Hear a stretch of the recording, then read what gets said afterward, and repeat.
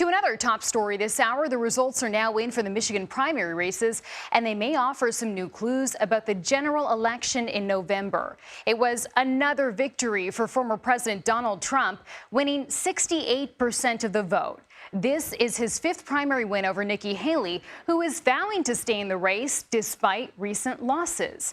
On the Democratic side, President Biden is a projected winner, but a significant number of uncommitted votes were also cast in protest over the president's handling of the Israel-Hamas war. This signaling a possible weakness within his base. And here to break down all these numbers is CBS News Elections and Surveys Executive Director Anthony Salvanto. Anthony, thanks for being with us this morning. Lots to talk about. Let's start with the numbers from last night. Say more about how this informs the state of the Republican nomination. Well, let's talk about it. So we've got a pretty big victory, frankly, for Donald Trump here. You see the county map, right? He wins all the counties, etc. I think in context, there has been about a third, in this case it's a little under that, for Nikki Haley.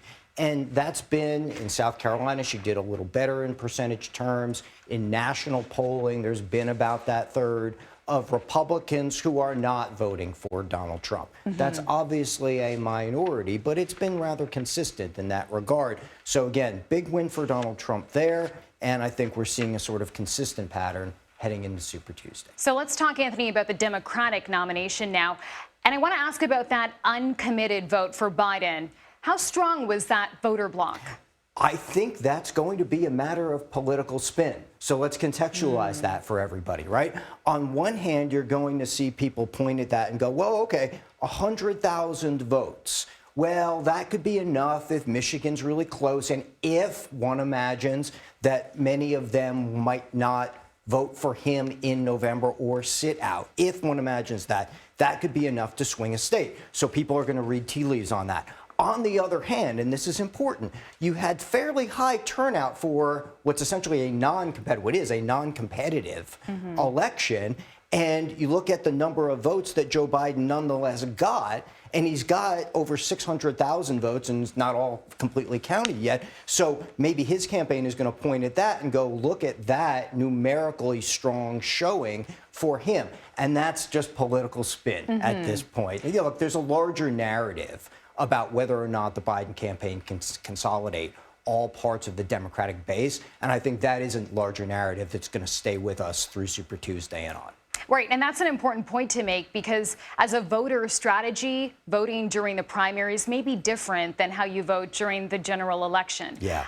Also want to ask about what happened in Michigan, how that could shape what we're expecting to happen on Super Tuesday. Well, let's take a look at Super Tuesday, where just about a third of the Republican delegates are going to be available, right? One of the things in the origin of Super Tuesday was very much to be a southern block of states. And that's important because you look at the kind of voters that are supporting Donald Trump, and you've got a lot of conservative voters, you've got a lot of people who consider themselves part of the MAGA movement. So there's a lot of states in this collection where one might expect the electorate to favor him.